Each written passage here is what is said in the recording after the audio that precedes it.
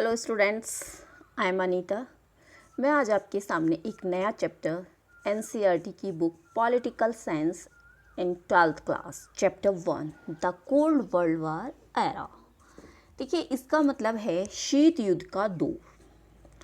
कि शीत युद्ध जब हमारा कोल्ड वर्ल्ड वार हुआ था उसके बीच में क्या हुआ था, कैसे हुआ था और ये कोल्ड वर्ल्ड वार क्या है। मैंने ये स्टार्ट किया है आपकी एनसीईआरटी की पॉलिटिकल साइंस की 11th एंड 12th सभी पर मैं काम करूँगी। ये मेरा 12th का फर्स्ट चैप्टर है क्योंकि अभी स्कूल्स बंद हैं, लॉकडाउन चल रहा है।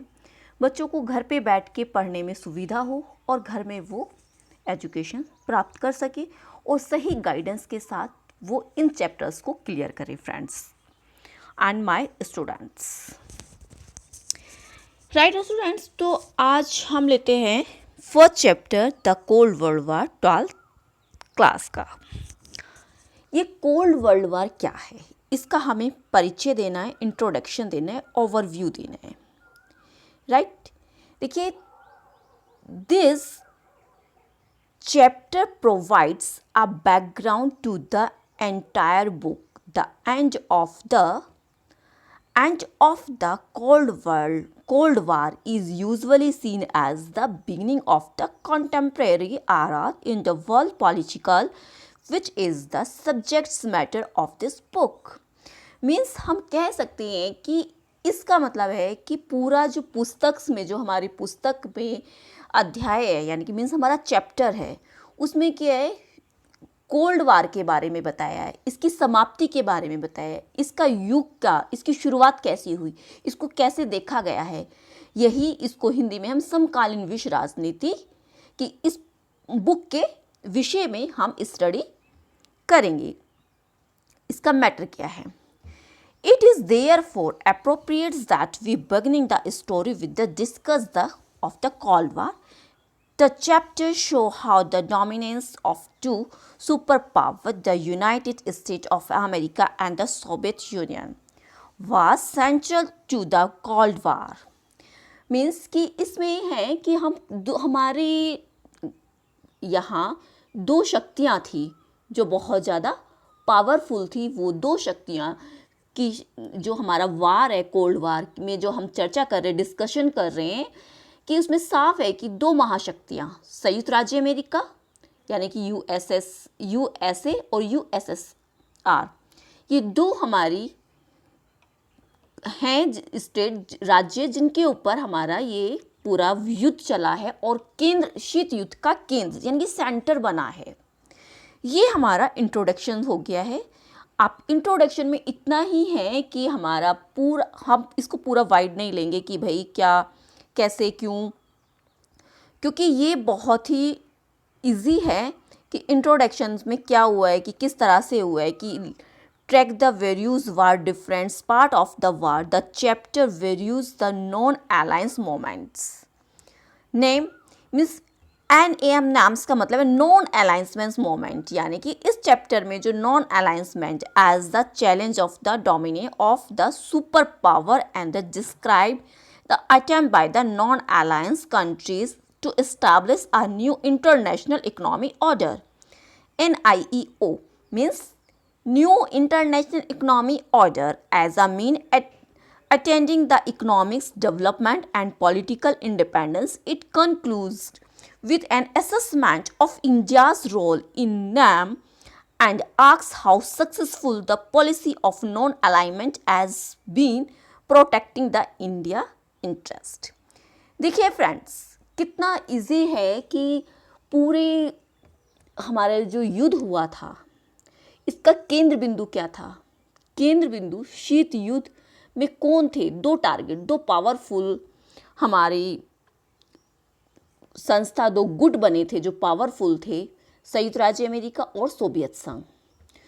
इन दोनों के बीच में ये शीत युद्ध चला था और ये सेकेंड वर्ल्ड वार के लास्ट होते होते इसका स्टार्टिंग हो गई। जब सेकेंड वर्ल्ड वार था उसी के बीच से इसकी शुरुआत हो गई थी और उसके एंड तक ये स्टार्ट हो गया था। और इसमें दोनों राष्ट्रों के जो एक चुनौती थी, एक कहना चाहिए जो गुट निरपेक्ष देश द्वारा जो नई अंतर्राष्ट्रीय आर्थिक व्यवस्था स्थापित करने की जो प्रयास किया जा रहा था, तो इस चैप्टर में इसी के बारे में आंदोलन जो चला, इसका इकोनॉमिक्स एंड पॉलिटिकल जो फ्रीडम के जो साधन थे, सोर्सेस थे, उनके ऊपर जो हुआ कि भाई किस तरह से इसको शांत किया जाए, और इन दोनों में जो एक होड़ लग गई थी वो बहुत ज़्यादा इम्पॉर्टेंट थी कि भाई जो मेन टारगेट था कि कैसे किस तरह से ये अध्याय में, इसका इंट्रोडक्शंस इतना ही है। हम यहाँ देख सकते हैं, देखिए ये पिक्चराइजेशन आपको दिया हुआ है, आप इसको इजीली देख सकते हैं। तो इसमें आपके पास बुक होगी तो आप उसमें भी ये चीज़ देख सकते हैं।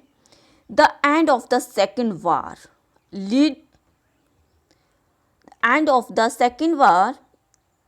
lead to the rise to the major center of the power picture above the symbol the victory of the USA and the USSR in the second war.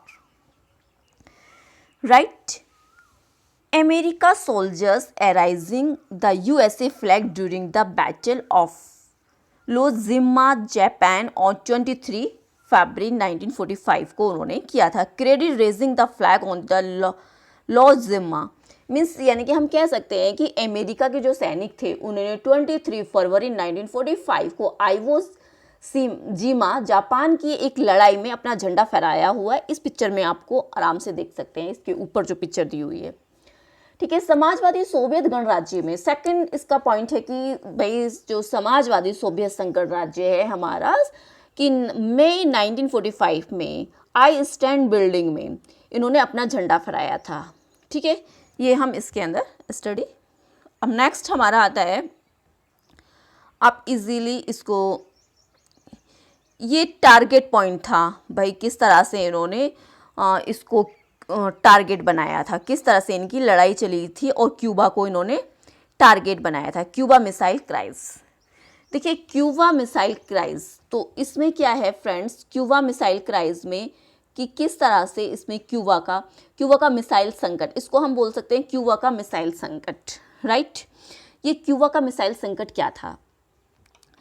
अब आपने, ये टॉपिक है क्यूबा कौन था, क्यूबा का क्या इसमें मिसाइल के बारे में क्या इसमें ट्रेजेडी थी, इसके बारे में हम जानेंगे। देखिए स्टूडेंट्स, आप इजीली, मैं देखिए हिंदी में समझा रही हूँ आपको, तो बहुत मीडियम के students, Hindi and English medium, CBSE board and UP boards के ऑल स्टूडेंट अच्छे से केयरफुली एंड बहुत ही अच्छी तरह से इसे समझ सकते हैं, क्योंकि I am use the simple language all.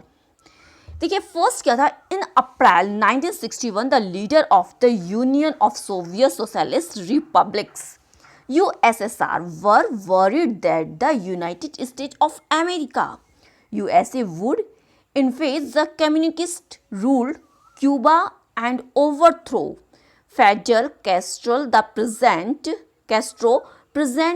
president of the small island nations of the coast of the United States.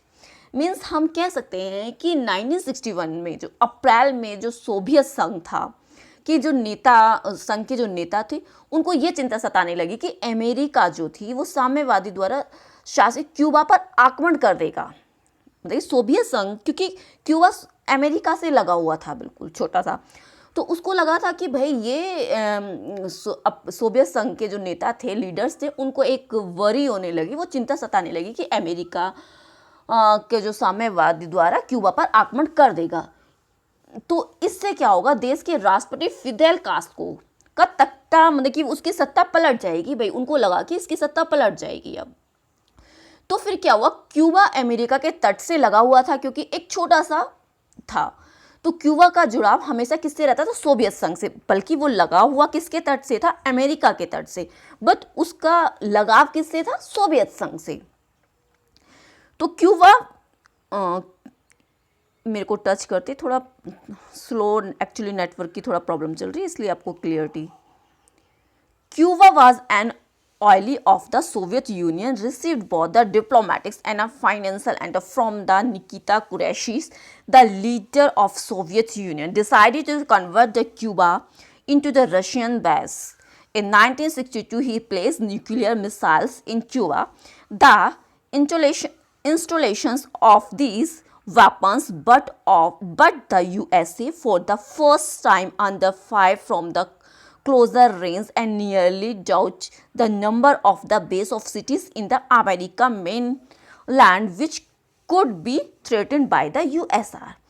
उनका मतलब ये था, सीधा सीधा आप समझिए, कि भाई सोवियत संघ की जो कूटनीति थी उसकी जो रीज़न था ये था कि सोवियत संघ के नेता निकिता कुरैशी ने क्यूबा को रूस के सैनिक अड्डों के उसको मतलब कि सैनिक अड्डों के रूप में बदलने का फैसला लिया।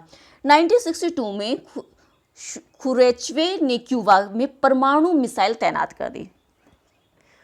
कि इन हथियारों की तैनाती से पहली बार जब अमेरिका नज़दीकी निशाने की सीमा पर आ गया तो हथियारों की इस तैनाती में क्या हुआ कि सोवियत संघ पहले की तुलना में अब अमेरिका के मुख्य भाग मतलब कि क्या हुआ था कि जब भाई कोई भी राष्ट्र है या कोई भी है उसके बगल में अगर हम अपने मिसाइल्स तैयार कर देंगे तो उसको तो डर होगा ना कि वो इजीली उसके टारगेट में आ जाएगा, तो उसका तो नुकसान होना है।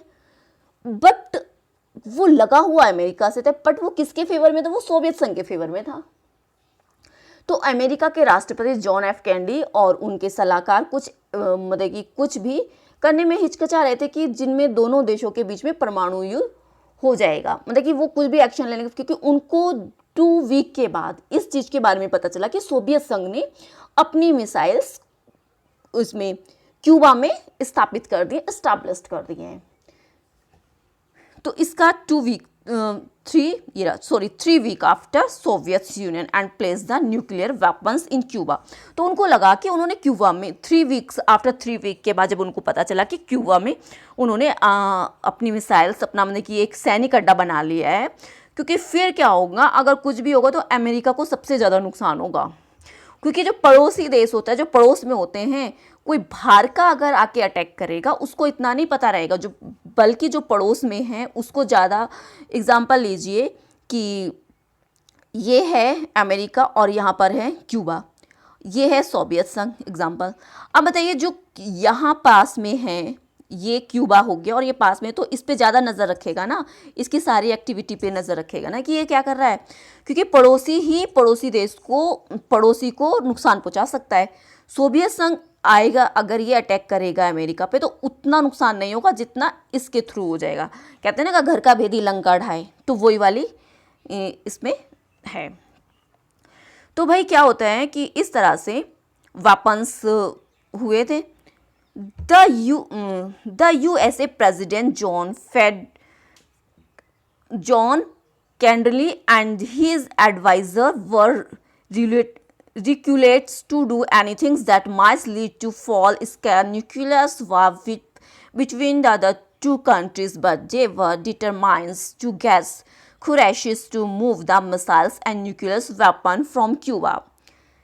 Kennedy orders America warships to the intercepts and more Soviet ships heading to Cuba as way to wearing the USSR of his seriousness. A crash seemed imminent in what came to be known as the Cuba Missile Crisis.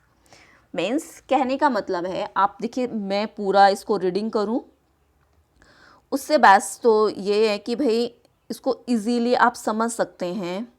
यहाँ आपका एक ये भी दिया हुआ है, इसमें आपको शायद नहीं क्लियर दिखेगा, बुक में आप देख सकते हैं पिक्चराइजेशन।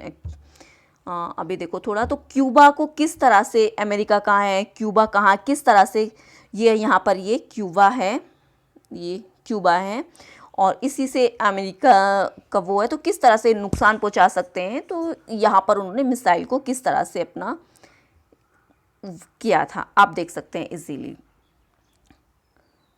नेक्स्ट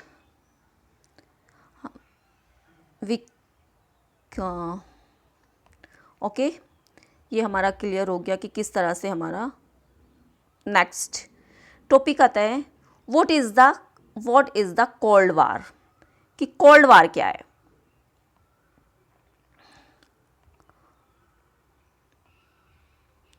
ये आप पूरा इसको अच्छे से समझ ही गए हैं क्यूबा का आपको कि क्या रीज़न था, ये पूरा हमें पूरा पढ़ने की इतनी नीड नहीं है, आप इसको इजीली आप समझ सकते हैं कि भाई क्या मैंने आपको हिंदी में इसको समझा दिया इजीली, तो आप समझ सकते हैं कि क्या इसका रीज़न रहा है। तो वही हुआ कि 1945 में जो मित्र राष्ट्रों थे कि उनके बीच में जो दूरियां हुई थी, युद्ध की जो एंडिंग थी 1939 में, और 1945 की समाप्ति हो गई थी। मित्र राष्ट्रों की देखिए उन्होंने कुछ अगुवाई की गई थी सोवियत संघ, ब्रिटेन और फ्रांस के राष्ट्रों की दूरी के लिए। तो क्यूबा का जो मिसाइल संकट था एक चरम सीमा पर था, जिसको हम शीत सोवियत संघ, अमेरिका, उनके साथी देशों के बीच में प्रतिद्वंद्विता, तनाव और संघर्ष की एक श्रृंखला थी कि रूप में। बट एक चीज़ आप देखिए, एक चीज़ का आप ध्यान रखिए कि जैसे हम एग्जाम्पल कि इनका जो क्यूबा, ये जो सोवियत संघ और अमेरिका में जो बीच में युद्ध चला था, इनका कोई डायरेक्ट युद्ध नहीं चला था कि भाई डायरेक्ट किसी तरह से डायरेक्ट चला था। इनका एक तरह से ये था कि भाई किस तरह से वो डायरेक्ट सपोर्ट नहीं कर रहे थे कि मीन्स ये मान लीजिए ए है, ये बी है, यानी कि ये अमेरिका, ये सोवियत संघ, ठीक है। तो आप देखेंगे कि नहीं, इसको इस एग्जांपल से समझिए, यूएसए, यूएसएसआर, ये दो हैं, राइट, ये ए और बी हैं, ठीक है। इनका डायरेक्ट विरोध नहीं हो रहा था, ये इसको सपोर्ट कर रहा था, ये इसको सपोर्ट कर रहे थे, ठीक है, और इन दोनों में बैटल था। तो इस तरह से इनडायरेक्ट वे से इनका जो इनके बीच में एक गर्मा गर्माई जो एक युद्ध का जो वो लिया दोनों में आपस में हुआ, इस बेस पे हुआ कि डायरेक्ट कोई फाइट नहीं चल रही थी। डायरेक्ट तो बाद में स्टार्ट हुआ, पहले स्टार्ट की ये दो पार्टियां हैं, मीन्स ये दो पार्टियां हैं या दो स्टेट हैं या दो कंट्री जो भी हैं, मान लीजिए आप ये इसको सपोर्ट कर रहा है, ये इसको सपोर्ट कर रहा है, राइट। तो इस कारण से इनका आपस में एक युद्ध चला था। तो इसमें हम कह सकते हैं कि जो सोवियत संघ था हमारा, जो यूएसएसआर था, उसने एक गुट समाजवाद और साम्यवाद के लिए कुछ वर्क किए थे, काम किए थे कि भाई जो शीत युद्ध है उसमें उससे एक गठबंधन की सरकार भी अपनाई गई थी। क्यूबा मिसाइल संकट जो एक चरम बिंदु पर था, तो जो वार्ड हो रहा था सोवियत संघ और अमेरिका तथा उनके साथी देशों के बीच में एक तनाव और एक संघर्ष की स्थिति आ गई थी, जिसके कारण सौभाग्य से इन तनावों और संघर्ष को एक युद्ध का रूप नहीं लिया। मतलब ये बहुत बड़ी बात थी कि उन्होंने युद्ध का रूप नहीं लिया और वो शांतिपूर्ण, मतलब कि आपस में दोनों को समझ आ गया कि भाई अगर हम ऐसे नुकसान करेंगे, ये करेंगे, तो बहुत ज़्यादा नुकसान होने वाला है, क्योंकि दोनों ही बहुत ही पावरफुल थे, दोनों ही बहुत पावरफुल थे, दोनों ही पार्टियां बहुत पावरफुल थी और उससे बहुत ज़्यादा नुकसान हो सकता था, क्योंकि जनहानि सारी चीज़ें, मतलब कि फिर उसको इस्टेब्लिश होने में बहुत टाइम लगने वाला था। तो समय रहते ही उन्होंने अपने इस चीज़ को, विश्व युद्ध को होते होते से बच गई, मतलब कि ये जो पूरे में मतलब कि पूरा होना था, क्योंकि कुछ छोटे छोटे राज्य जो थे वो एक कुछ सोवियत संघ में, कुछ इसमें अमेरिका में मिल गए थे। तो इससे बहुत ज़्यादा बहुत बड़ा संकट आने वाला था, जो आते आते टल गया। अब देखिए शीत युद्ध क्या है, राइट। शीत युद्ध क्या है फ्रेंड्स, इसके बारे में हम देखेंगे।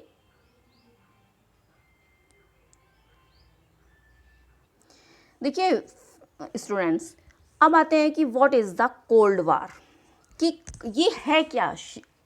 हिंदी में हम बोल सकते हैं शीत युद्ध क्या है, ये इसको क्यों इसका नाम दिया गया है। देखिए, the end of the second world war, जब सेकेंड वर्ल्ड वार जो हमारा था, is a landmark is contemporary world politics. कह सकते हैं कि जब हमारा विश्व युद्ध का जो अंत था, तो राजनीति में एक महत्वपूर्ण पड़ाव आया कि किस तरह से हमारा कि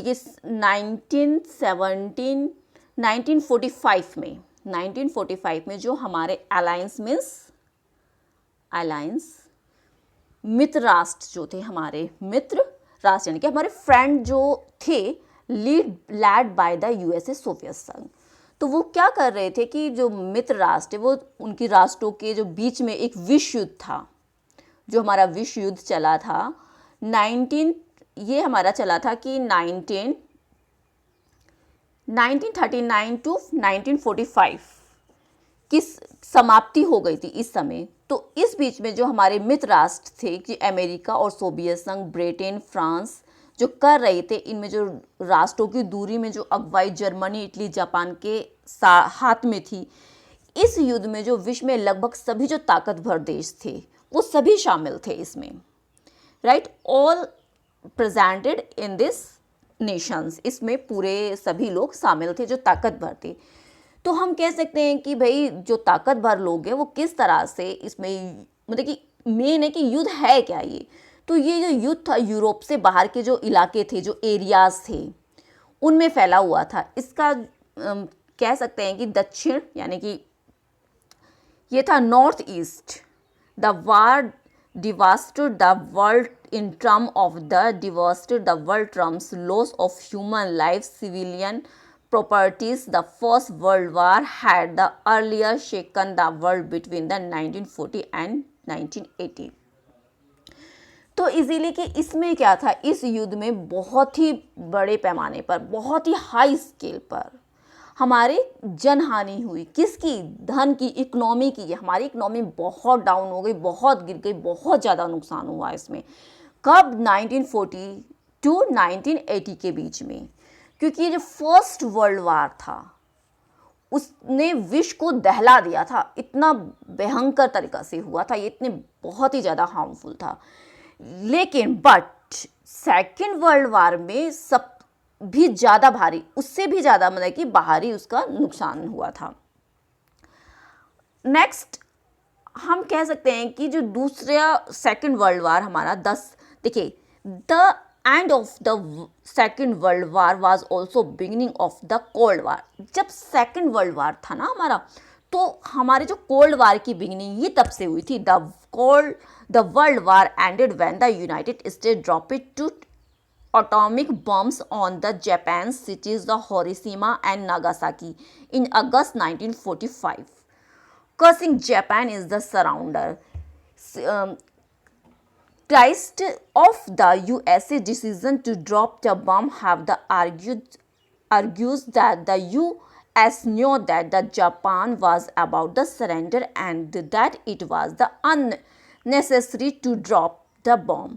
This suggests the US actions that intended to stop the Soviet Union from making the military and political gain in Asia and elsewhere, and to show the Moscow that the United States was the supreme. US supporters have argued that the dropping of the atomic bombs was necessary to end the war quickly and to stop further loss of America and alliance lives. देखिए इतना हम समझते हैं यहाँ तक।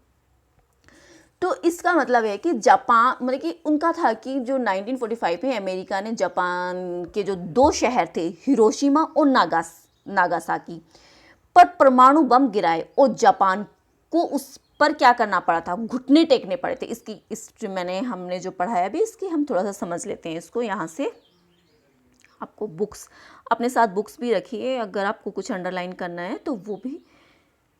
तो भाई उन्होंने क्या किया, उस पर अटैक किया। जापान के दो शहर थे हिरोशिमा और नागासाकी पर परमाणु बम गिराए और जापान को घुटने टेकने पड़े। उनको क्या था, उनके आगे गिरना ही था, घुटने टेकने थे।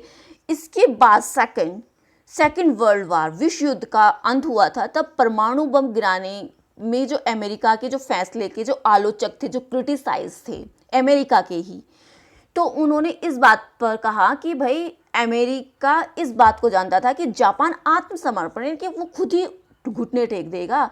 ऐसे में बम गिराना कोई ज़रूरी नहीं था, बम गिराना कोई औचित्य नहीं था, कोई मतलब कि उसका लॉजिक ही नहीं था बम गिराना। कि अमेरिका की इस कार्रवाई का जो लक्ष्य था सोवियत संघ को एशिया तथा अन्य जगहों पर राजनीतिक लाभ उठाने से रोकना था। उसका मेन था कि भाई हम किस तरह से जो दूसरी सोवियत संघ है वो किस तरह से लाभ उठाए, उसको रोकने का एक वो था कि अपनी पावर दिखाना। बट अमेरिका ही सबसे बड़ी ताकत है, वो ये दिखाना चाहते कि अमेरिका सबसे बड़ी ताकत है। बट अमेरिका के जो समर्थक थे उनका जो क्रिटिसाइज, उनका जो तर्क था, उनका व्यू था कि युद्ध को जल्दी से जल्दी समाप्त करना था और अमेरिका के जो फ्रेंड्स थे, अलायंस थे, उनको जो हानि हो रही थी उसको रोकने के लिए परमाणु बम गिराना जरूरी था। उनको ये था कि जो उनके अमेरिका के लोग, जो राष्ट्रों को जो हानि हो रही थी उसको रोकने के लिए परमाणु बम गिराना जरूरी था, इनका ये मानना था अमेरिका। तो जब विश्व युद्ध की जो समाप्ति हुई थी उसके कारण जो परिणाम थे हमारे, वो परिणाम यही थे कि भाई किस तरह से हमें ये करना है। तो आपको ये इजीली समझ ही आ गया है। तो हम कह सकते हैं कि भाई किस तरह से हमारा ये प्रोसीजर पूरा चला। तो हम यहाँ ये भी देख सकते हैं कि भाई हम ये भी देख सकते हैं कि पूरा कि was ever the motive and the consequence of and of the second war. Second war में क्या हुआ था कि इसके बाद हमारा आता है कि एक टॉपिक, भाई क्या करना था। कहते हैं ना कि जो देश हैं, राष्ट्र हैं, जो बहुत ही ज़्यादा आगे निकल रहे हैं, होता है ना कि एक दूसरे को जेलेसी देख के होती है, तो उनको क्या थी, जेलेसी ही हो रही थी और कुछ नहीं था। उनको जेलेसी ही हो रही थी कि किस तरह से ये देश आगे निकल रहा है और अमेरिका चाहता था कि उसको रोके। तो इसका जो सोवियत संघ का जो परिणाम था बहुत ही ज़्यादा नुकसानदायक था। तो what's ever the motive the consequence of the end of the end second world was the arise, हम इसको थोड़ा बड़ा कर लेते हैं, with the defeat of the Germany, ये हमने हिंदी में आपको एक्सप्लेन कर दिया है। Will the cold world war was the outcome the emergency of the US and US two super power revolve. ठीक है, अब हम लेते हैं नेक्स्ट इसमें टॉपिक, इसका नेक्स्ट पॉइंट लेते हैं कि भाई ये हमारा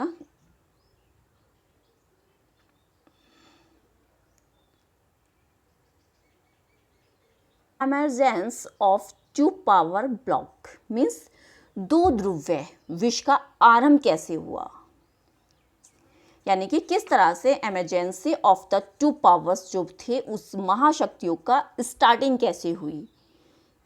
तो इसे भी हम समझते हैं, बहुत जल्दी शॉर्ट में समझेंगे।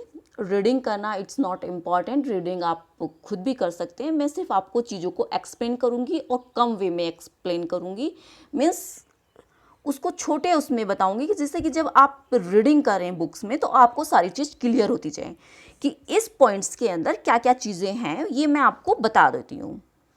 तो देखिए, the two superpowers were need the expanding their sphere of the influence in different parts of the world. Means in a world sharply divided between two alliance system, a state was the support to remain tied to protective superpower of limit to influence of the other superpower and its alliance.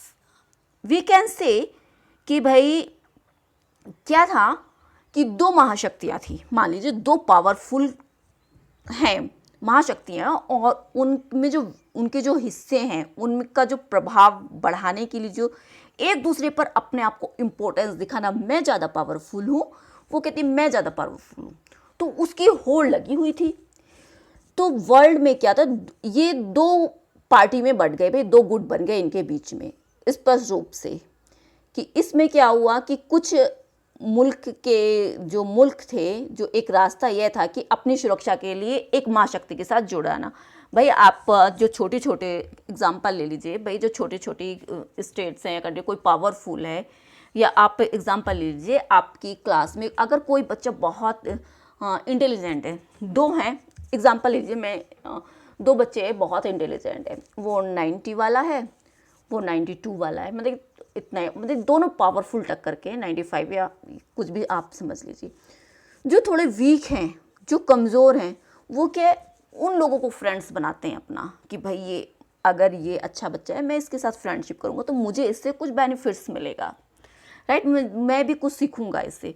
तो कुछ उसके साथ कुछ उसके साथ, दोनों जो powerful है, पर दोनों अपनी पूरी पावर का यूज़ कर रहे थे कि नहीं मैं फर्स्ट आऊँगा, मीन्स मैं ज़्यादा पावरफुल हूँ, मैं नॉलेजेबल हूँ, राइट। तो इसी तरह से दोनों में अपना ये होड़ लगी हुई थी, मैं ज़्यादा पावरफुल हूँ, मैं ज़्यादा पावरफुल हूँ। तो इस तरह से दो गुट बन गए थे, दो पार्टीज बन गई थी, जिसमें जो छोटे छोटे देश थे वो उसमें पार्टिसिपेट करने लगे, उसमें जुड़ गए उन महाशक्तियों में। परस्पर विरोधी गुटों की में फिर छोटे देशों की जो महाशक्तियाँ थी वो आपस में जुड़ाव का इस्तेमाल निजी हित में किया जाना था।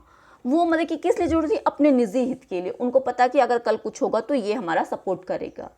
और जो बड़े थे, बड़ी जो पावरफुल थी, वो इसलिए कि उनसे थोड़ा हमें इकोनॉमी या बहुत सारी हेल्प मिल जाए, क्योंकि जो सुरक्षा का उनको सुरक्षा का वादा किया कि कभी कोई प्रॉब्लम आ जाए तो बड़ी जो लोग हैं वो हमें हथियार, आर्थिक मदद या इकोनॉमी की जो भी हमें तो वो प्रोवाइड करा सकते हैं, क्योंकि वो पावरफुल हैं।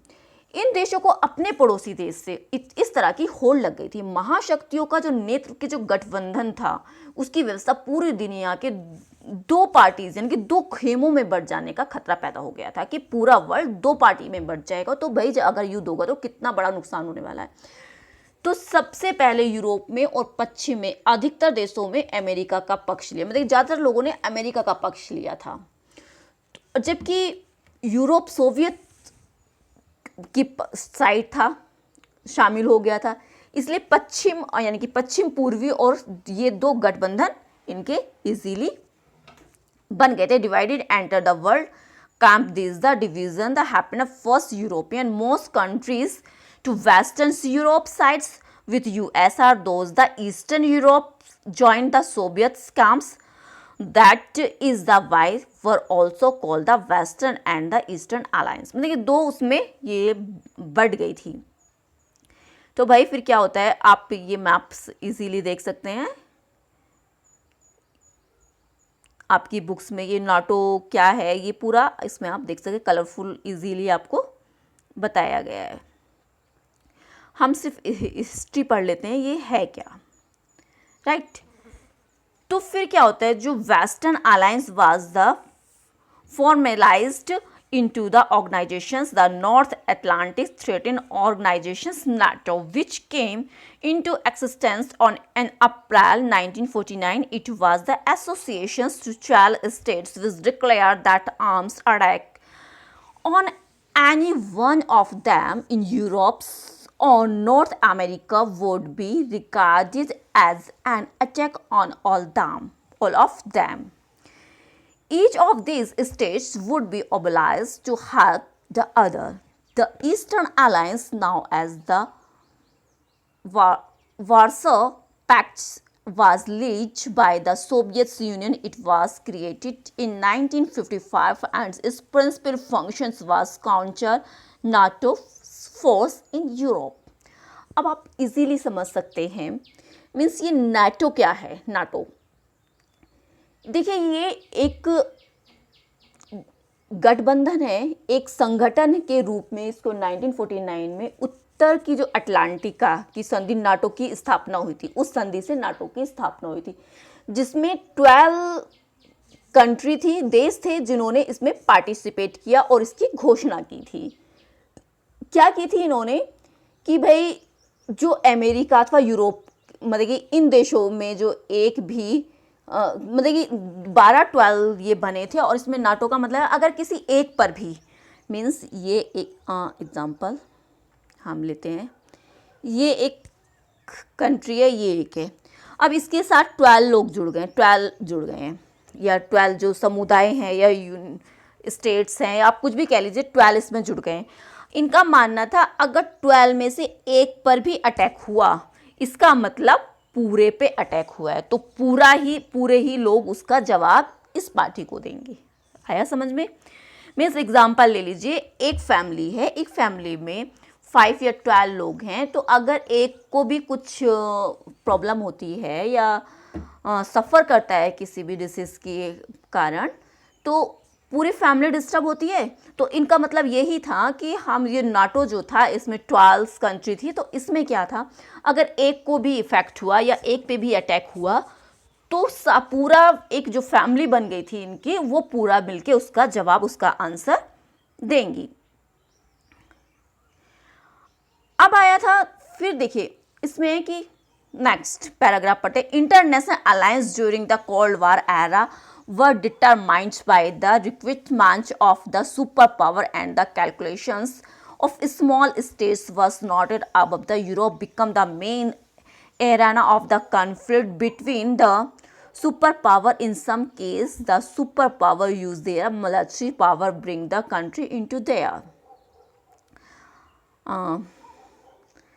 representative alliance. Soviet interventions too in East European provide an example. The Soviet Union used in the influence in the Eastern Europe backed by the very large presence of its armies in the countries of the region to the ensures that the eastern half of the Europe remained with its safer influence in East and the Southern Asia, West Asia, Middle East and United States built the alliance system called. देखिए ये पढ़ने की CentOS वगैरह, ये सीटो वगैरह, मैं इसके बारे में आपको ऐसे ही बता देती हूँ। पूरा इसको रीडिंग करने की जरूरत है, रीडिंग क्योंकि रीडिंग तो आप कर ही सकते हैं, बस आपको इसका इसमें इस टॉपिक में यानी कि जो हेडिंग है इसमें क्या है।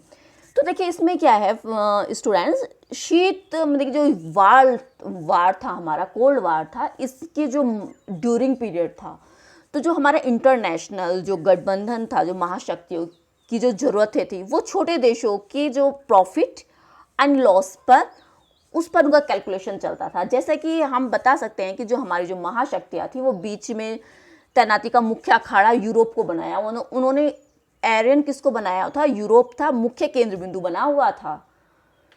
जैसे कि हम कह सकते हैं जो हमारी जो पावरफुल शक्तियाँ थी, जो अपने गुटों में जिन्होंने शामिल किया था कुछ देशों को, अपनी ताकत का इस्तेमाल किया उन्होंने किसको? पूर्वी यूरोप में सोवियत संघ की दखलंदाजी। इसका उदाहरण ये था, इसका एग्जाम्पल हम दे सकते हैं कि यूरोप में अपने प्रभाव का इस्तेमाल किया कि जो क्षेत्र हैं सोवियत संघ, यूएसआर की व्यापक उपस्थिति ने उसकी कहने का कि प्रभाव जमाया कि पूर्वी हिस्सा जो था उसका सोवियत संघ के दबदबे में रहे और पूरा उस पर वो राज रहे। तो एक गठबंधन जो दक्षिण में था, दक्षिण पूर्व में एशिया में हुआ था, तो इसको सीटों का केंद्र बिंदु कहते हैं, सेंटर बोला जाता है, इसको सेंटो कहा जाता है, जिसमें सोवियत संघ एक चीन के क्षेत्र में, चीन में उन्होंने अपना कोरिया, इराक के साथ कुछ संबंध मजबूत किए जिससे कि उन्हें इसमें सपोर्ट मिले। तो इसका मेनली यही कारण था कि भाई हमें इनसे सपोर्ट चाहिए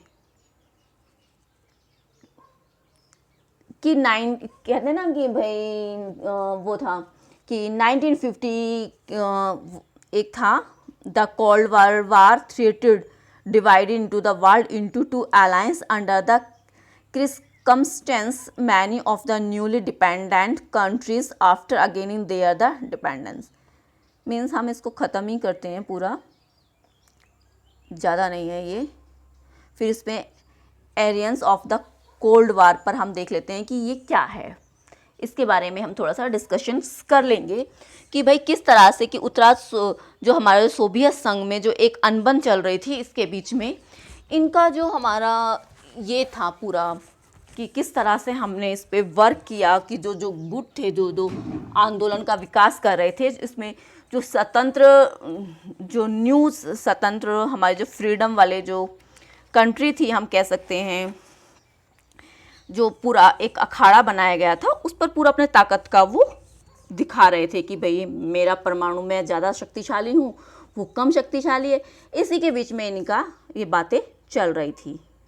ठीक है, अब हम आते हैं नेक्स्ट, ये हमारा पॉइंट है Aryans of the cold world वार, यानी कि इसकी जो लिमिटेशंस हैं। ठीक है, एरियंस ऑफ द वर्ल्ड वार कि भाई ये कोल्ड वर्ल्ड वार क्या था। तो इसको हम देखते हैं इजीली कि भाई ये 50 से राइट।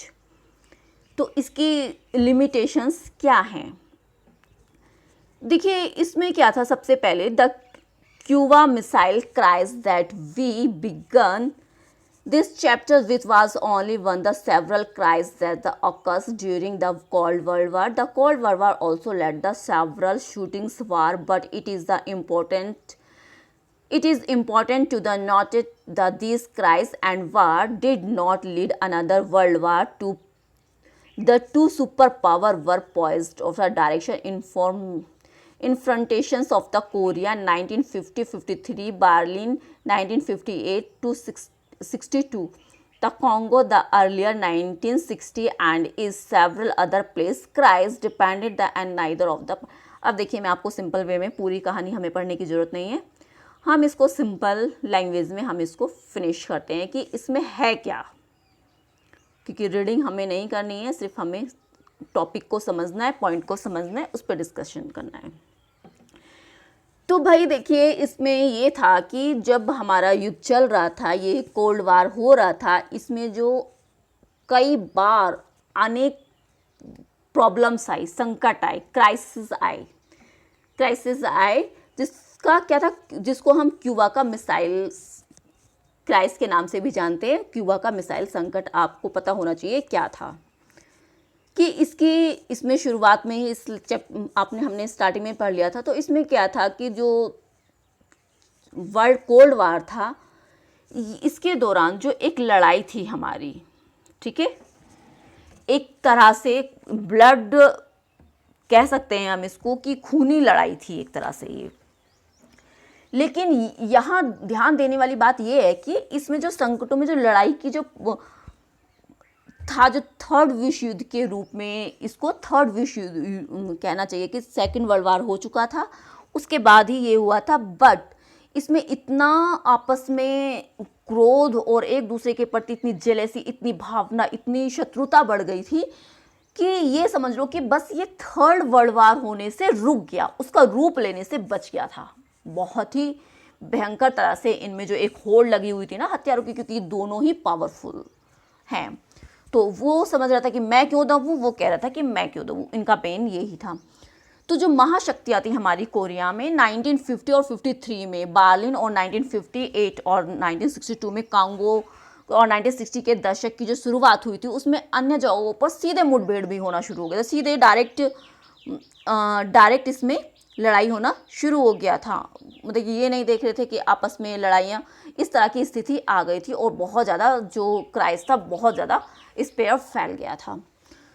तो पूरे जो वर्ल्ड था दो हिस्सों में बट गया था वो, कि जब हम शीत युद्ध के दायरे की बात करते हैं तो हमारा मेन होता है कि जो विरोधी पार्टीज थी, दो जो पार्ट्स थे जो हो गए थे, बन गए थे देश के, वो दो बीच में उसके अंदर संकट आ गया था। और जब अगर लड़ाई होती तो बहुत ही ज़्यादा भयंकर लड़ाई होनी थी, और उसका नतीजा बहुत ही ज़्यादा निकलना था नुकसानदायक। उसकी भरपाई तो पता नहीं कब जाके होती, ये तो कहना बहुत मुश्किल था। पर ऐसे कई मौके आए जिसमें शीत युद्ध के जो संघर्ष में कुछ बहुत बड़े संकट को टाल दिया गया। इसकी जो भूमिका थी बहुत ज़्यादा इसको टाल दिया गया। तो इसमें इसका आंदोलन, जिसके जो नेता थे हमारे, हम कह सकते हैं कि इसके लीडर हमारे पंडित जवाहरलाल नेहरू थे, एक नेता थे। जो उस आंदोलन के जो प्रमुख नेता में एक पंडित जवाहरलाल नेहरू थे। उन्होंने क्या किया, उत्तर और दक्षिण कोरिया के बीच में मध्यस्थता पे महत्वपूर्ण भूमिका निभाई। उन्होंने कहा कि ना हम इसके साथ हैं ना हम इसके साथ हैं, राइट। उन्होंने एक बहुत ही अच्छा अपना पार्टी मतलब कि वो किया, लीडर ऑफ नेम कह सकते हैं हम उसको, कि भाई किस तरह से प्लेड क्राइस रोल ना mediating between the two Korea into the Congo crisis unions general played a key mediatory role by the largely with the reliance the super power parts. मतलब कि अब इसमें देखिए क्या है, मैं आपको ऐसे ही बताती हूँ कि उन्होंने क्या किया था। पंडित जवाहरलाल नेहरू ने ऐसी भूमिका निभाई कि भाई हम ना इसकी तरफ हैं ना इसकी तरफ, इस तरह की मध्यता की, भाई हम किसी पार्टी की तरफ नहीं है, किसी का हम साथ नहीं दे रहे हैं, बट जो सही है हम उसके साथ हैं। तो युद्ध का जो हाल था, जो हालत थी, उसको टालना बहुत ज़रूरी था।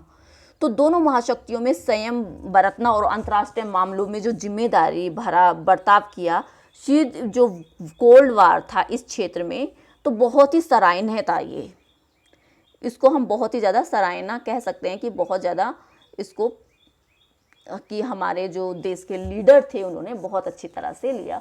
मतलब कि इस युद्ध के दौरान जो दो प्रतिद्वंद की जो समाप्ति था, इसी के कारण के प्रति दोनों हालात भरपूर हथियार जमा किए हुए थे और लगातार दोनों में तैनाती चल रही थी और दोनों के हथियार बहुत ही भरमार उसमें थे। दोनों देशों में लगातार इस बात को समझ रहे थे कि समय के बावजूद युद्ध हो सकता था, इसके बावजूद भी युद्ध हो सकता था और इसका बहुत बड़ा नुकसान हमारे देश को उठाना पड़ सकता था। However, since the Cold War did not eliminate alignments, rivalries between the two allies, the mutual superiors led them the arms, the themselves, the teeth and the, तो पूरा देखिए यही है, the two sides of understood that the might, अब पूरा में यही है जो मैंने आपको एक सिंपल वे में बता दिया। अब थोड़ा सा हम ये देख लेते हैं कि भाई ये क्या है। इसकी जो हमारी जो ये हैं घटनाएं, थोड़ा सा ये तो आप बुक से पढ़ सकते हो, इसमें सिर्फ पूरा इसकी समरी टाइप में आप समझ सकते हो। द कोल्ड वार लिमिटाइंस क्या था, इसकी घटनाक्रम क्या था, टाइमलाइंस क्या थी इसकी, the cold world war timeline की क्या टाइमलाइन थी, घटनाक्रम क्या था। तो हम देखते हैं कि 1947 में क्या था कि अमेरिका के राष्ट्रपति ट्रूमैन का जो एक साम्यवाद का एक प्रेसिडेंट हैरी ट्रूमैन का डॉक्ट्रिनी अबाउट द कॉन्टेनमेंट्स का जो एक सिद्धांत था वो था। फिर आया 1947 से 52 में क्या था, जो मार्शल प्लान था, जो हमारा USA aid of the reconstitutions of the western European. तो इसमें क्या था कि पुनः निर्माण करना, पश्चिम यूरोप में क्या था, पुनः निर्माण में अमेरिका की सहायता करना, वो डेवलप हो उसकी हेल्प करने के बारे में था। नेक्स्ट था कि 1948 टू 1949 सोवियत, जो हमारा कहना चाहिए कि सोवियत यूनियन था। तो इसमें क्या था कि बार्ली को जो हमने घेराबंदी की थी उसको पूरा कवर किया हुआ था अमेरिका और उसके साथी देशों ने उसको। तो नागरिकों की आपूर्ति जो मतलब कि उसको ज़रूरतों को सामान उसके विमानों में पहुंचाना और उसको इधर उधर करना, ये पूरा इनका था। कोरिया वार कब हुआ, 50 या 53 में, आप देख सकते हैं। तो इस तरह से आप सारा पढ़ सकते हैं, इट्स नॉट डिफ़िकल्ट, सिर्फ इसमें यही दिया हुआ सेंटो के भाई ये क्या है, इसका समझौता कब हुआ, 1955 बगदाद के जो समझौते पर हस्ताक्षर के बाद इसे सेंटो का नाम से जाना जाता है। जो बगदाद में जो एक समझौता हुआ था उसको सेंटो के नाम से जाना जाता है। हंगरी में सोवियत संघ का हस्तक्षेप, इंटरफेरेंस, राइट, ये सारी चीज़ें इसमें हैं, ये पूरा ये आप बुक से कर सकते हैं, राइट। अब हम चलते हैं नेक्स्ट। इसमें हमारा टॉपिक है, हाँ, ये कार्टूनिस्ट भी देखेंगे, इसमें कार्टूनिस्ट के बारे में भी है थोड़ा, ये तो पूरा हमने कर ही लिया है। ये कार्टूनिस्ट के बारे में हम थोड़ा सा देख सकते हैं कि इसमें भाई ये कार्टूनिस्ट है, इसमें ड्रॉ किया गया है। देखिए कार्टूनिस्ट पिक्चर तो आप देखिए, ये पूरी पिक्चर आप देख लीजिए, इस तरह से है, आप देख ही रहे हैं।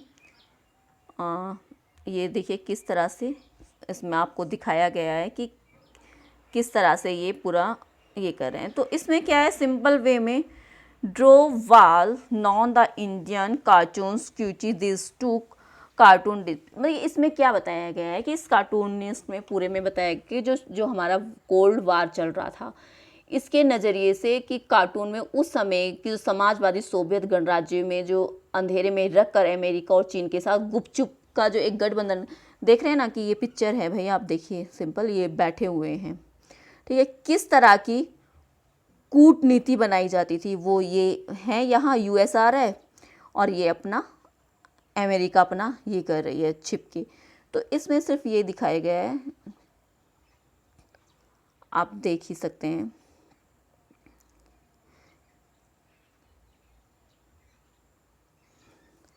नेक्स्ट हम लेंगे इसमें कि भाई ये किस तरह से पूरा, बहुत ज़्यादा टिपिकल चैप्टर नहीं है, बस सिर्फ पढ़ने की बात है अगर हम इसे पढ़ें। अब हमारा आता है पूरा, देखिए इसको हम लेंगे, ये पूरा मैंने आपको समझा दिया है। हाँ, चैलेंजेस ले लेते हैं, चैलेंजेस इम्पोर्टेंट है। चैलेंजेस ऑफ द बिपोलैरिटी, देखिए बिपोलैरिटी का मतलब होता है कि दो ध्रुवता की चुनौती, चैलेंज। दो जो हमारे हाउस हैं, दो गुट निरपेक्ष जो भी कहा जिनके बीच में वो चल रहा है, उसके जो चैलेंजेस थे, क्या उन्होंने चुनौतियाँ दी थी, चैलेंजेस क्या दिए थे, इसके बारे में हम पढ़ेंगे। We have already seen how the Cold War tended into divided the world into two rival alliance. आप देख ही सकते हैं कि किस तरह से दो पार्ट्स में बढ़ गया था। It was in the context the non alignment force the newly decolonized the country of Asia, Africa and Latin America, a third options not to join either alliance. The root of the name wants back the friendship between their leads Yugoslavia, the Josip Broz Tito, India, Jawaharlal Nehru, Egypt of leader Gamal Abdel Nasser, who held the meeting is the 1950 Indonesia the. ये देखिए, मैं आपको पूरा read करने की हमें ज़रूरत नहीं है, हम अरे भाई कहाँ वे इसको थोड़ी सी देखिए प्रॉब्लम आ जाती है बच्चों, इसको तो आपको थोड़ा हैंडल वेयर इज ये okay okay okay okay sorry, थोड़ा आपको प्रॉब्लम हुई इसके लिए।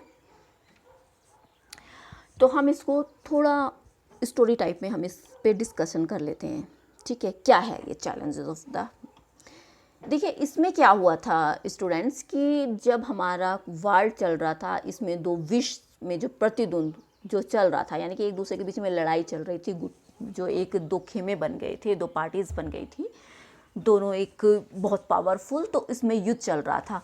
तो इसी के गुट निरपेक्ष में एशिया, अफ्रीका और जो अमेरिका में जो न्यू फ्रीडम यानी स्वतंत्र देशों में एक तीसरा जो विकल्प था वो ये था कि महाशक्तियों के गुटों से अलग रहने का था। उनका ये था कि भाई हमें जो महाशक्तियाँ हैं इनके गुटों से अलग रहना है। कि आंदोलन की जो एक जड़ थी यूगोस्लाविया, जोसेफ ब्रॉज टीटो, भारत के जवाहरलाल नेहरू और मिस्र में गमाल अब्दुल नासिर की जो दोस्ती थी, फ्रेंडशिप थी, इसके कारण था। इन तीनों ने क्या किया, इन तीनों ने सन 1956 में एक बैठक की और वो बहुत ही सफल रही, क्योंकि उन्होंने इंडोनेशिया और घाना के जो वामे एन कुरुमा के जो जोरदार समर्थन, उन्होंने उनका जोरदार समर्थन किया। ये 5 नेता गुट निरपेक्ष आंदोलन के थे जिन्होंने इस पर वर्क किया और इसमें बहुत ज़्यादा शांति का भी वो हुआ, मतलब कि चीज़ें ना कंट्रोल में आने लगी थी। 1961 में बेलग्रेड में हुआ था ये सम्मेलन, ठीक है। और इसमें कम से कम 3 बातों के जो परिणाम थे बहुत अच्छे थे। इनमें था कि जो 5 देश हैं हमारी, उनके बीच में सहयोग रहे। सेकंड, उन्होंने ये डिसीज़न लिया था कि जो वर्ल्ड वार का जो प्रसार हो रहा है इसके दायरे को कम किया जाए, इसको लिमिट में रखा जाए, ये ज़्यादा ना फैले। इसके लिए हमें क्या ऑप्शंस, क्या एक्शंस लेने, ये था। फिर दूसरा, इंटरनेशनल में जो न्यू जो कंट्री थी, जो अफ्रीका देशों का एक प्ले रोल में जो राइज कर रही थी 1960 में, 60 तक हुआ था ये। तो राष्ट्र संघ में जो नए 60 नए अफ्रीका जो देश में जो सदस्य जो शामिल हुए थे, उन्होंने उस पर एक लिमिटेशंस की बात की गई थी। उसको कैसे, तो पहले जो गुट निरपेक्ष 25 सदस्य देश जो शामिल हुए थे उसमें, तो समय गुजरने के साथ आंदोलन के सदस्य की संख्या बढ़ती गई थी। तो 2016 जेनेवा में हुए 17वें जो हमारा सम्मेलन हुआ था, 122 मेंबर्स जो थे कंट्री के, देश के, और उन्होंने पार्टिसिपेट किया था। जैसे कि आंदोलन एक लोकप्रिय अंतर्राष्ट्रीय आंदोलन के रूप में बढ़ता जा रहा था, तो वैसे ही राजनीति की जो प्रणाली थी वो अलग अलग हितों के लिए अलग अलग देश में शामिल होते गए। इसमें गुट निरपेक्ष जो हमारा जो आंदोलन था, जो मेन था, उसका कारण था कि आंदोलन को सटीक परिभाषा कर पाना बहुत ही मुश्किल था कि इसकी परिभाषा क्या, और वो उसको देना चाहते कि ये है क्या वास्तव में। इसके बारे में देखिए, जो हमारी 2 महाशक्तियों में जो गुटों में जो अलग रहने की इस बात का जो मतलब यह था कि भाई दोनों जो आंदोलन से जुड़े हुए हैं वो अंतर्राष्ट्रीय मामलों में अलग थलग रहते थे या तटस्थता का पालन करते थे। तो ये इसकी मेन थीम थी कि जो भाई अलग अलग हैं, तो उसका जो इंटरनेशनल लेवल पर जो टकरार था जो 1978 में अमेरिका स्वतंत्रता की लड़ाई भाई लड़ रहा था उस समय, तो उसके बाद जो पहले जो फर्स्ट वर्ल्ड वार था हमारा, उसमें अमेरिका ने अपने इंटरनेशनल मामलों में अपने आप को अलग रखा था, मतलब कि विदेशी नीति, उसने अपनी विदेशी नीति अपनाई थी। तो इसके अपोजिशंस में जो गुटनिरपेक्ष जो देश थे, जिसमें भारत भी शामिल था, इंडिया शामिल था, तो उसने पीस और एक स्टैब्लिश्ड के लिए एक मध्यस्थता को अपनाया, क्योंकि वो किसी के साथ नहीं था। उसका कहना था कि भाई जो सही है हम उसका साथ देंगे, हम किसी के ना तो हम भाई किसी को हानि पहुंचाते हैं, ना किसी का हम नुकसान करेंगे। तो उनका कहने का जो पूर्ण जो कोशिश थी वो खेमे में शामिल न होने की थी। उनका संकल्प था कि हमें भाई शामिल नहीं होना है इन गुटों में, राइट। तो ये था इसकी लिमिटेशंस, रूट्स थे, राइट। अब हमारा दूसरा पॉइंट है इसमें, देखिए हम थोड़ा पंडित जवाहरलाल नेहरू जी के बारे में आपको बता देते हैं कि भाई इनका क्या था। ये भारत के पहले प्रधानमंत्री थे, जिनको जो 1947 टू 64 तक एशिया, कलकत्ता और मतलब कि कहना चाहिए कि भाई एशियन यूनियन, क्या हिंदी में वर्ड नहीं आ रहा है, उपनिवेशीकरण और निशस्त्रीकरण, कि कोई हथियार नहीं थे, उसका प्रयास उन्होंने विश्व शांति के लिए शांतिपूर्ण बनाने में अपना टाइम इन्होंने उसी में गुजारा। Means the first prime minister, थोड़ा टच करने के बाद थोड़ा ये nuclear disarmaments on the advocates peacefully, ये सारी चीज़ें उन्होंने अपनाया था। अब हम सीधे आते हैं, भाई देखिए दूसरा हमारा टॉपिक आता है, पॉइंट है हमारा चैलेंजेस के बाद हम चलते हैं सीधे यहाँ पर, न्यू इंटरनेशनल इकोनॉमिक्स ऑर्डर। क्या थे ये टू इंटरनेशनल इकोनॉमिक ऑर्डर? इसके बारे में बात करना भी बहुत ज़रूरी है, क्योंकि ये देखिए मैं पूरा चैप्टर आज ही ख़त्म कर रही हूँ एक ही वीडियो में, कि बार बार आपको देखना ना पड़े, आप 2 पार्ट्स में इसको देख सकते हैं। तो न्यू इंटरनेशनल इकोनॉमी ऑर्डर, नव अंतर्राष्ट्रीय आर्थिक व्यवस्था, क्या है ये? देखिए ये क्या है, इस पॉइंट को न्यू इंटरनेशनल इकोनॉमिक ऑर्डर, इसमें क्या है, the non alliance country were the more than merely meditation during the cold world war, the challenges for the most of the non alliance countries as the majority of them were categorized as the least development country LDC। इसका full form होगी least development countries was to be more developed economically and lift their peoples out of poverty. Economic development was also vital for the independence of the new countries. Without the substantial development, a country could not be truly free. It would remain the dependent on the richer country, included the colonial power of which the political freedom had been achieved. The idea of the new international economy, or the NICO, organized with the realizations the United Nations Conference on Trades and Development brought up the reports in 1972 entitled the Towards a New Trades Policy of the Development Reports Proposed the Reform। मैं आपको हिंदी में explain करती हूँ इसको। It is a very easy way में ऐसा दूंगी आपको कि इजीली समझ में आ जाए, आप रीडिंग करें तो बिंदास से लिख दे उस पर पॉइंट।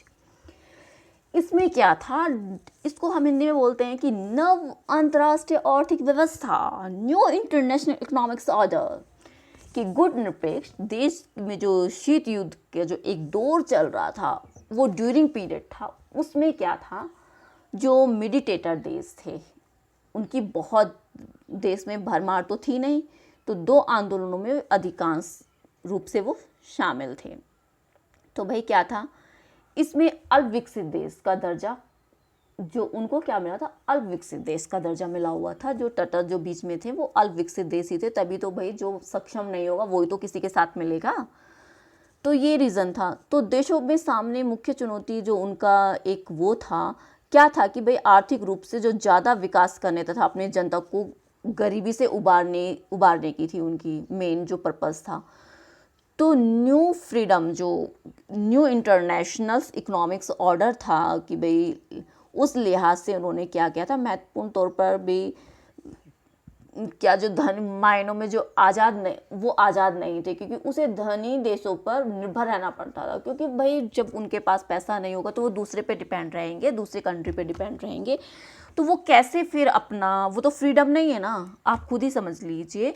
अगर आपके पास पैसा है तो आप फ्रीडम है, मीन्स अगर आप बच्चे स्टूडेंट्स हैं और आप अपने पेरेंट्स से हर चीज़ के लिए, इस एजुकेशन के लिए, किसी भी चीज़ के लिए पेरेंट्स पे डिपेंड रहना, तो एक तरह से आप फ्रीडम नहीं है। हाँ, आप खुद इस लायक बन जाते हैं, आप खुद काफ़ी बड़े इंसान बन जाते हैं, अपनी अर्निंग खुद करते हैं, आपके पास पैसा, आप खर्च कर सकते हैं, तो आपको आपके पेरेंट्स भी नहीं मना करेंगे, ठीक है। आपको पता है कि आप एक लायक हैं, आप अपना अच्छा बुरा देख सकते हैं, सब कुछ कर सकते हैं। तो वही यहाँ इनका भी था भाई, जो दूसरे पे डिपेंड थे, जो उनसे हेल्प लेते थे, उनका ये हो गया था कि भाई हमें अपना आपको सेल्फ डिपेंड बनाना है, कि क्योंकि धन की कमी थी अपनी जनता को, क्योंकि वो पूरी तरह से आज़ाद नहीं थे, जो डिपेंडेंट देश दूसरे के ऊपर डिपेंड थे, तो भाई उन्हें तो उनके रूल रेगुलेशन के अनुसार चलना होगा। तो इस बात पर जो उपनिवेश देश हुआ करते थे जिसमें राजनीतिक आज़ादी हासिल की, उसमें क्या था कि फिर क्या राजनीतिक आज़ादी जो थी उसको हासिल किया गया, भाई हमें ये करना चाहिए। तो इसमें जो अंतर्राष्ट्रीय आर्थिक इकोनॉमी की व्यवस्था का जो जन्म हुआ वो 1972 में हुआ था, जिसमें क्या था, राष्ट्र संघ के जो व्यापार और विकास से संबंधित यूनाइटेड नेशन कॉन्फ्रेंस भी स्टार्ट की गई थी, उसके ऊपर बात भी की गई थी, और उनको किस तरह से सपोर्ट किया जाए, आगे बढ़ाया जाए, इसके ऊपर चर्चा की गई थी। तो वी कैन से हम we have some points discuss. Okay okay okay okay, यहाँ देखते हैं हम, फर्स्ट पॉइंट हम लेते हैं, देखिए, give the LDC control over their natural resources exploited by the development western country। Means हम कह सकते हैं कि जो हमारे अल्प विकसित देश थे, जो पूरी तरह से विकसित नहीं थे, उनकी जो प्रकृति के जो संसाधन थे उस पर नियंत्रण पाना होगा, जिसके पश्चिम के विकसित जो देश थे उनके द्वारा, मीन्स कह सकते हैं कि जो अल्प विकसित थे, जिनके पास रिसोर्स ज़्यादा नहीं थे, उस पर नियंत्रण पाना, उनका दोहन करना था। नेक्स्ट पॉइंट है हमारा कि भाई जो रिसोर्सेस लेस देश हैं, भाई पश्चिम हैं जो वेस्टर्न के जो हमारे वेस्टर्न के market to that the LD could sell their products and therefore made the more the beneficial for the poor countries. Means हम कह सकते हैं कि जो हमारे पश्चिमी देश थे, उनके जो बाज़ार तक की जो वैल्यू थी ना, वो क्या थी कि अपना सामान बेच वो मतलब क्या कर सकेंगे, अपना सामान बेचेंगे और अपनी गरीबी के लिए अपना फ़ायदा, मतलब कि उनका ये था कि वो प्रॉफिट खुद लेंगे, अपना सामान अपने खुद बेचेंगे अपनी चीज़ों को। नेक्स्ट कि जो हमारे कह सकते हैं कि वेस्टर्न कंट्रीज़ में जो देशों में मंगाई जा रही, वेस्टर्न देशों से जो मंगाई जा रही थी चीज़ें, औद्योगिक लागतों को उनको कम किया गया था उन्होंने। Next, provide the LD with the greatest international economics institutions. Means जो अल्प विकसित देश थे, उनकी जो राष्ट्रीय आर्थिक संस्थानों में जो भूमिका को बढ़ाना था, उसको और डेवलप करना था। आप इसको पढ़ सकते हैं, ये बहुत ज़्यादा नहीं, इनके बारे में आपको दिया हुआ है, तो आप सुक्रोनो के बारे में, इंडोनेशिया के पहले राष्ट्रपति थे ये, इनके बारे में आप पढ़ सकते हैं।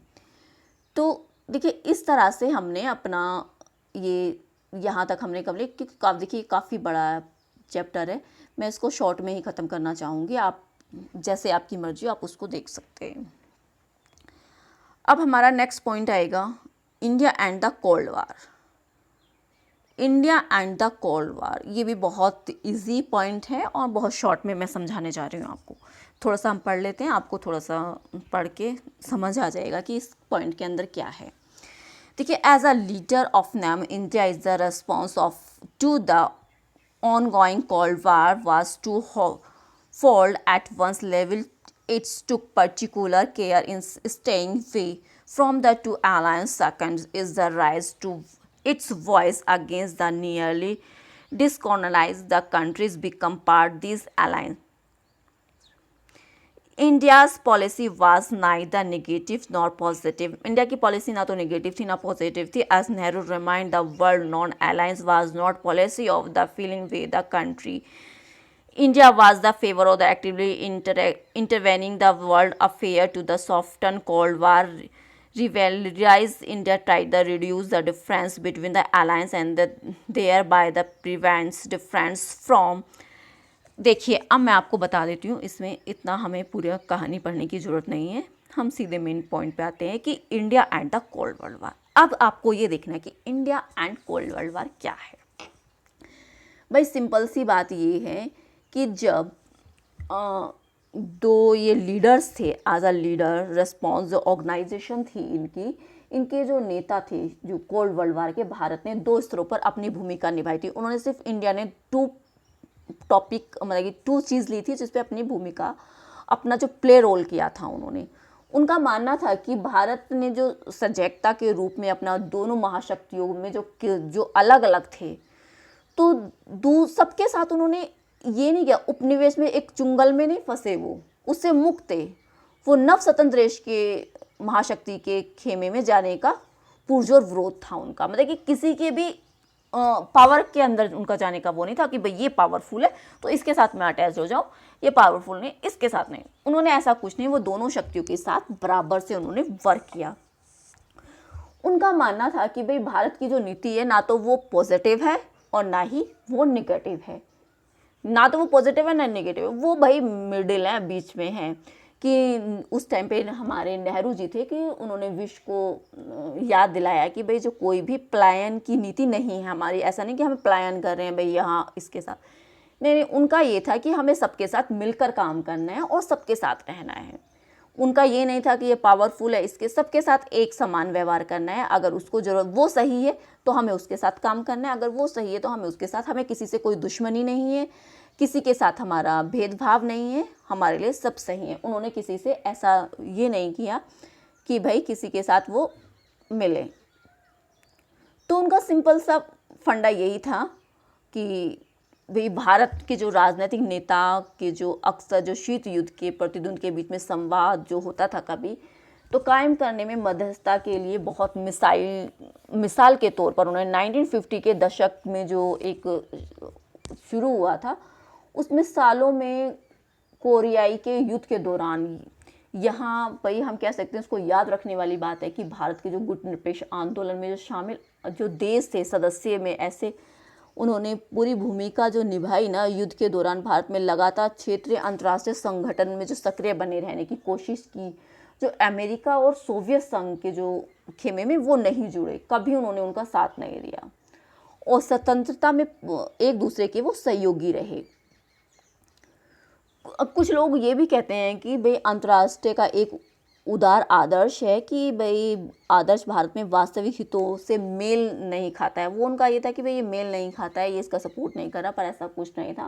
भाई भारत की एक नीति थी, हमें किसी से ना दुश्मनी है ना हमें किसी से दोस्ती है.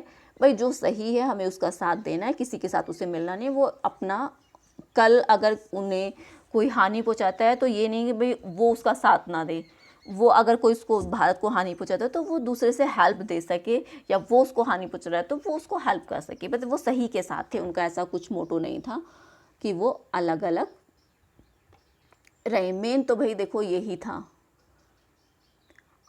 अब हम सीधे सीधे आप ये देख सकते हैं कि भाई इसमें क्या था. एक मैंने आपको इंडिया के पॉइंट्स बता दिए हैं. स्टेप देखिए, let's do it the together. Steps क्या थे? Divide the classroom into the 3 groups of even the number. Each group is the represent their the different word. The word capabilities words, the second word communicates word, and the third word non-alliance word. तो देखिए इसमें क्या है कि भाई आप class में अपना ये एक्टिविटी है, ठीक है, आप इसको कर सकते हैं.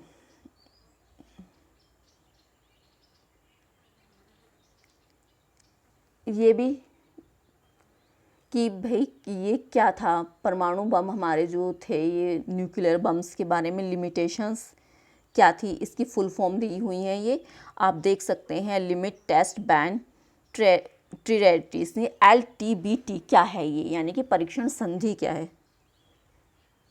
तो इसके बारे में आप पढ़ सकते हैं कि जो भाई इसमें क्या था, वायुमंडल में जो हमारा न्यूक्लियर था, वायुमंडल में जो पानी के अंदर परमाणु हथियारों का परीक्षण पर प्रतिबंध लगाने वाली एक संधि हुई थी। कब हुई थी?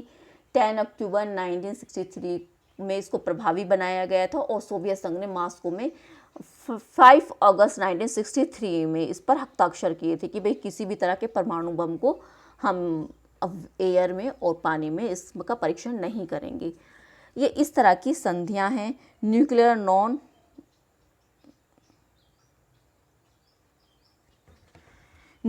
Non proliferations the treaty, NPT क्या है? देखिए, NPT एक प्रकार का समझौता है जिसमें हथियार रखने की जो अनुमति थी वो सबको नहीं थी, बस जो संपन्न देश थे उन्हीं के पास हथियार रखने की एक अनुमति पर इस पर शाइन किया गया था। सभी इसको हथियार को नहीं रख सकते थे, और क्योंकि इन हथियारों से क्या था, बहुत ज़्यादा नुकसान और विस्फोटक, ये जनवरी 1967 में पहले किसी भी परमाणु हथियार और अन्य जो विस्फोटक जो परमाणु थे सामग्रियों का निर्माण और उसमें किया गया था।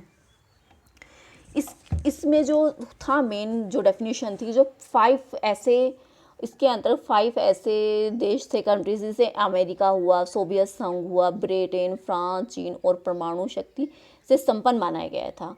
तो इस संधि में जो समझौता हुआ था, इसमें ये था कि जुलाई में 1968 में वाशिंगटन, लंदन और मॉस्को में जो हस्ताक्षर होते, ये था कि इस समझौते में 5 मार्च 1970 से ये जो उसमें लाया गया था, प्रभाव में लाया गया था और इसको बढ़ावा मिला था। ये आप पढ़ सकते हैं इसमें।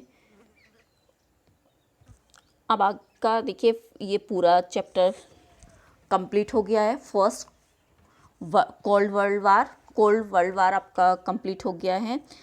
अब इसमें कुछ नहीं बचा है स्टूडेंट्स।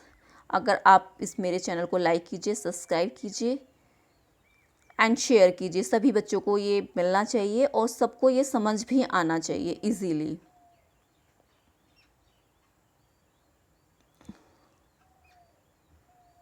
अभी ये फर्स्ट चैप्टर, द कोल्ड